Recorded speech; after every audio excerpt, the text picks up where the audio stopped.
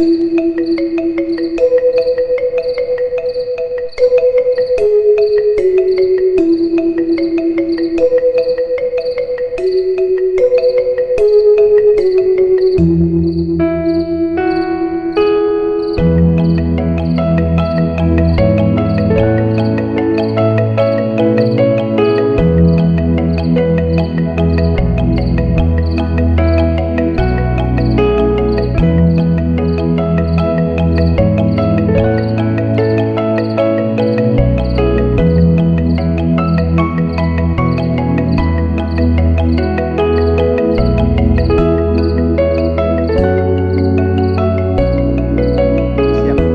Assalamualaikum warahmatullahi wabarakatuh. Waalaikumsalam warahmatullahi wabarakatuh. Selamat pagi semua peserta mata kuliah Penelitian Bahasa dan Sastra Indonesia, Program Studi Pendidikan Bahasa dan Sastra Indonesia, Fakultas Keguruan dan Ilmu Pendidikan Universitas Lambung Mangkurat. Hari ini kita sudah masuk ke pertemuan kelima kalau tidak salah. Dan pagi ini kita mendapatkan berkah karena Dr. Fauzi Samsuar dari Universitas Ibnu Khaldun Bogor bersedia mengisi kuliah kita. Beliau ini seorang yang memang menggeluti bidang penelitian yang menjadi topik yang akan diperbincangkan hari ini, ya, yaitu tentang penelitian linguistik mikro. Perlu saya sampaikan kepada Uda Fauzi bahwa mata kuliah ini ada di semester antara atau lebih populer disebut dengan semester pendek. Mata kuliah ini diikuti oleh 12 peserta, ya. Karena pandemi, kelas kebanyakan diselenggarakan secara daring, baik dengan cara tatap maya sinkronus seperti ini, atau dengan daring tidak tatap maya asinkronus dengan penugasan-penugasan mandiri. Saya sangat berterima kasih pada Uda Fauzi karena berkenan ingin membuat amalan jariah pagi ini bersama kami. Ya, terus terang di masa pandemi ini kesediaan Mas Fauzi berbagi pengetahuan dengan kami adalah satu hal yang sangat kami apresiasi dan akan kami kenang terus. Nah, Mas Fauzi, seperti yang sudah saya sampaikan tadi bahwa acara ini memang pada akhirnya karena saya mengalami kesulitan teknis karena baru pertama kali menjadi admin Zoom karena biasanya kami pakai Google Meeting. Akhirnya pertemuan hari ini saya buka untuk umum. Siapapun yang mendapatkan ID itu pada prinsipnya bisa masuk tetapi harus saya admit dulu. Kalau saya admit dia boleh masuk, kalau tidak saya kenal dia tidak bisa masuk. Meskipun pesertanya 12, ada kemungkinan hari ini ada mungkin peserta dari luar kelas ini yang boleh masuk untuk nimbrung dan berdiskusi. Nah, saya akan berikan waktu sekitar 45 menit kepada Mas Fauzi untuk menyampaikan hal-hal yang terkait dengan beberapa pertanyaan pengarah yang sudah saya sampaikan melalui WhatsApp. Nah, pertanyaan itu perlu saya bacakan supaya yang lain juga didengar oleh peserta. Apa yang dimaksud dengan linguistik mikro itu?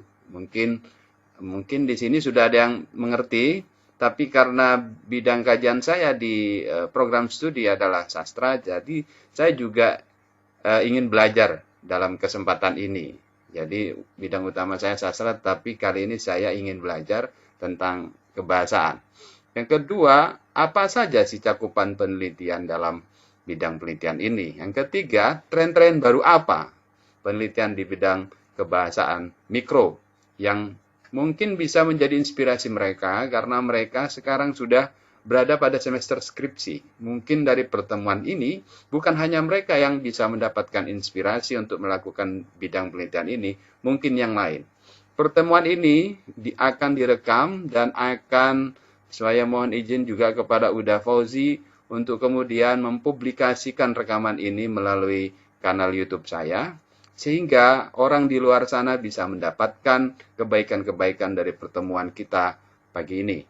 Yang ketiga tadi tren-tren baru apa ya?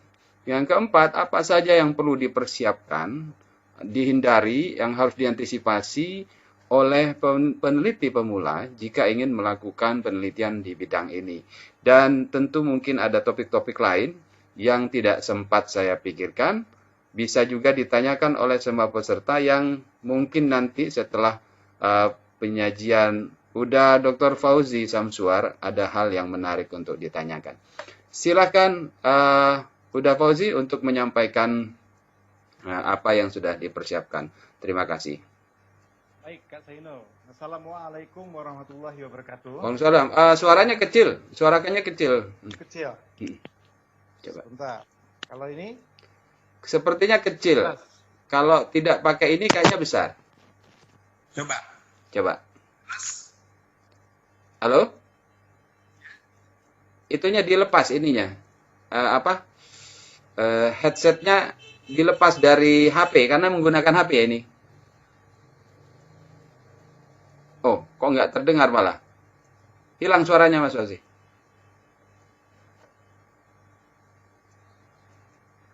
Suaranya hilang karena mungkin sudah dibuka colokannya. Tadi jelas. Sebelum pakai headset itu jelas. Ini terdengar? Ini terdengar ya? Terdengar? Oke, ya terdengar. Oke. Ya. Jelas? Ya, baiklah. Begini saja. Baik. Saya mulai dari membacakan bismillah tadi. Baiklah, saudara-saudara sekalian, saya bukan pakar dalam bidang metodologi penelitian. Bidang saya adalah linguistik, lebih khususnya adalah linguistik teoretis.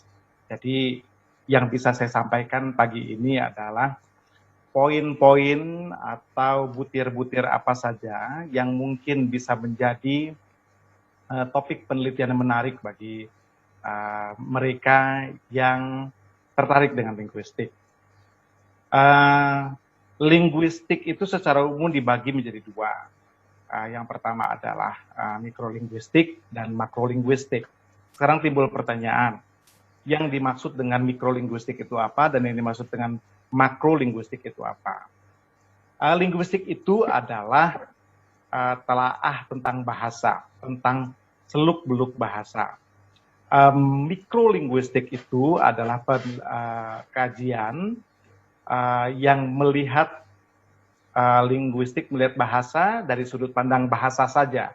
Sedangkan kalau makrolinguistik itu mendiskusikan bahasa dan mengaitkannya dengan disiplin-disiplin ilmu yang lain. Ini sebagai contoh ya. Kita nanti akan mulai dari fonologi. Sebenarnya kita harus memulai dari fonetik.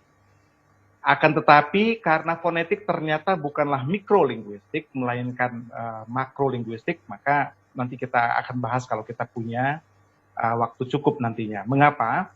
Karena fonetik itu tidak hanya dibahas di linguistik, tidak hanya dibahas dalam ilmu bahasa, tetapi juga dibahas dalam ilmu lain, seperti ilmu musik, ilmu fisika.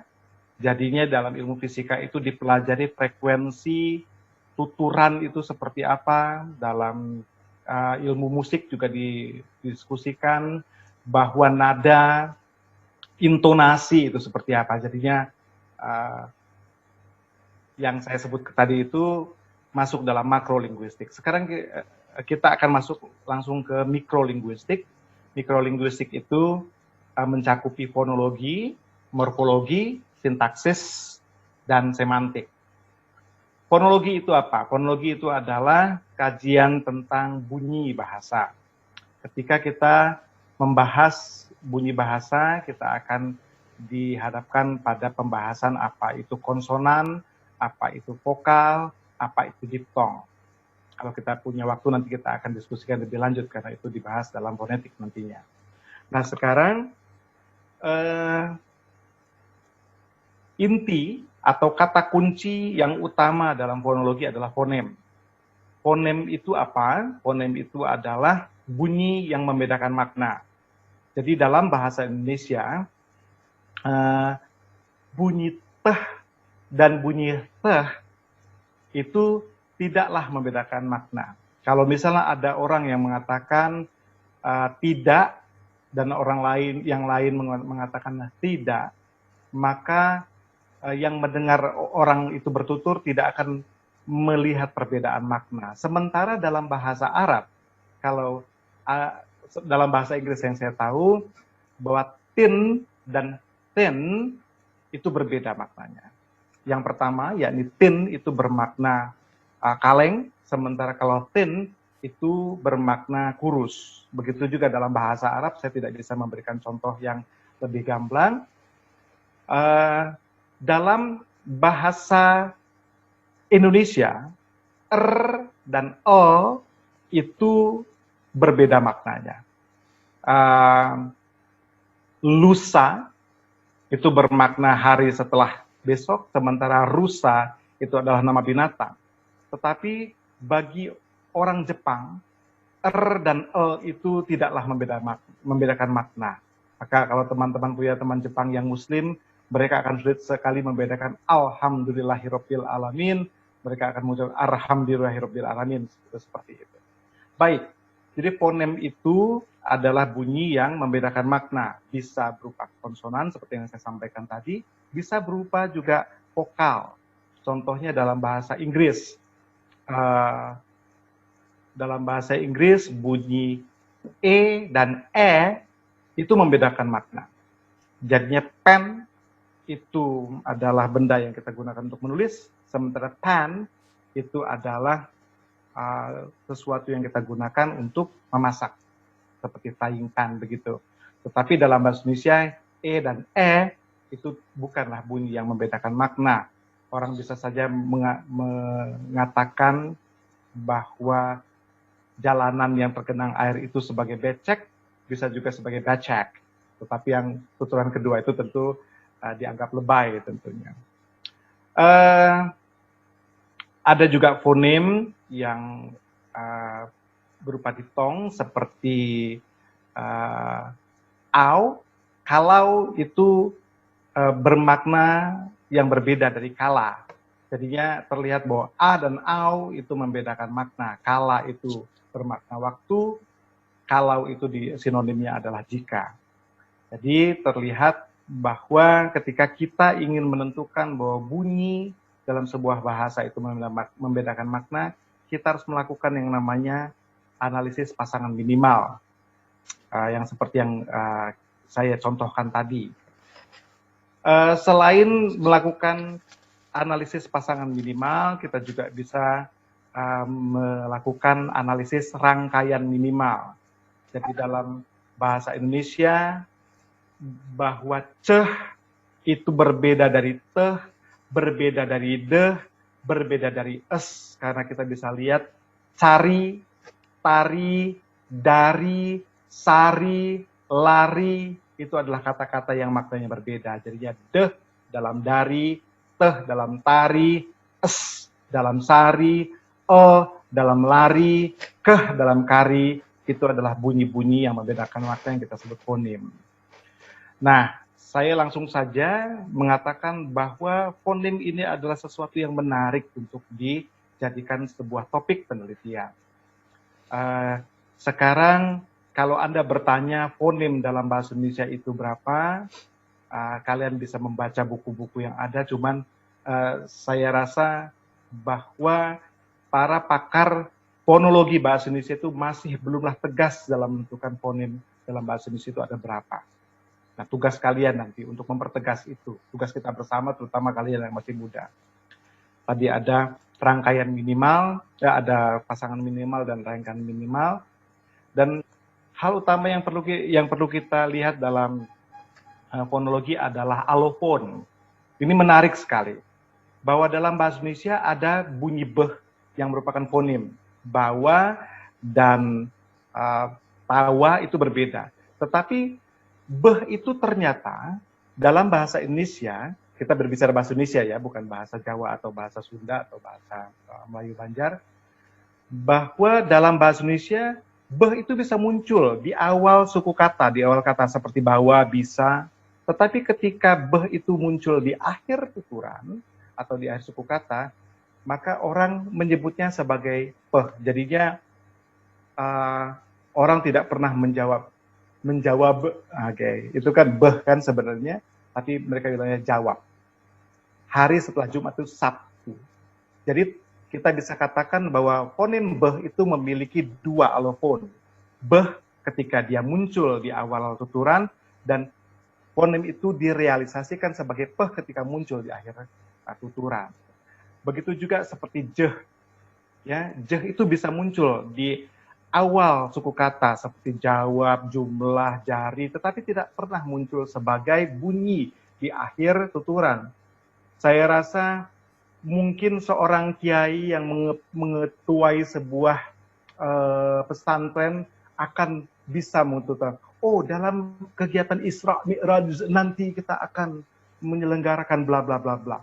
Tetapi saya yakin suatu saat pasti ustadz kita yang kita hormati itu pernah tergelincir menyebutkannya sebagai Isra Mi'raj.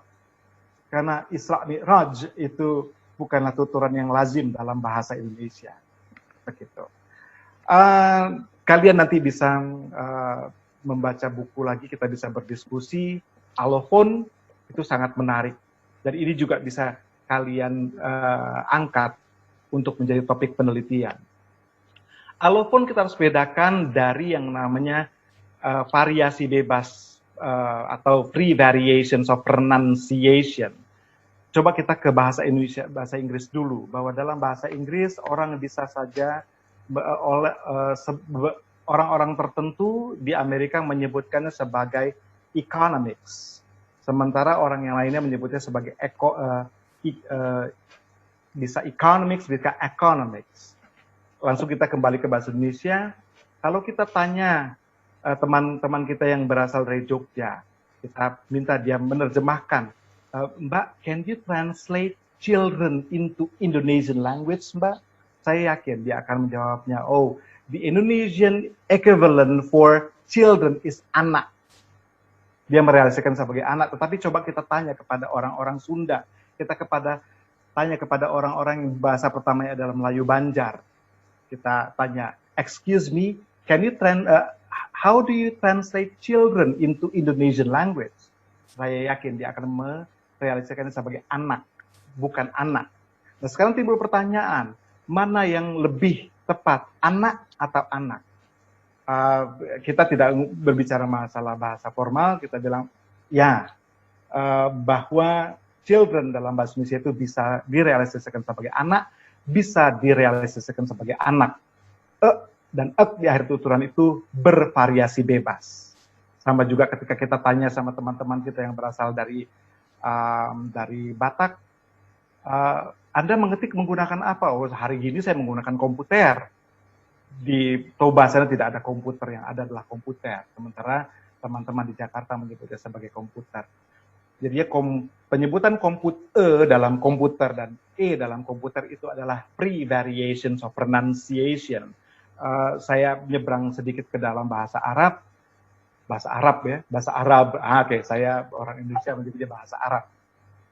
Bahwa ada majreha, ada majroha, ya sudahlah, jangan dipermasalahkan itu.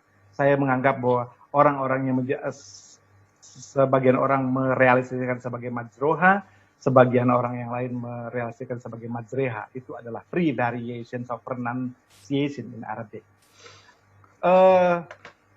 Free variations of pronunciation ini sesuatu yang menarik juga. Kalian mahasiswa jurusan pendidikan sastra dan bahasa dan sastra Indonesia bisa menggali variasi bebas pengucapan bahasa Indonesia ini. Oke, ya sudah. Tadi saya bilang coba kita lupakan sedikit yang namanya bahasa baku. Saya harus garis bawahi bahwa bahasa baku menurut Robbins adalah variasi pengucapan bahasa baku adalah pengucapan yang dituturkan oleh orang-orang terpelajar di ibu kota negara. Nanti kalau kalian tertarik meneliti tentang variasi bebas bahasa Indonesia, bisa kita diskusikan lebih lanjut.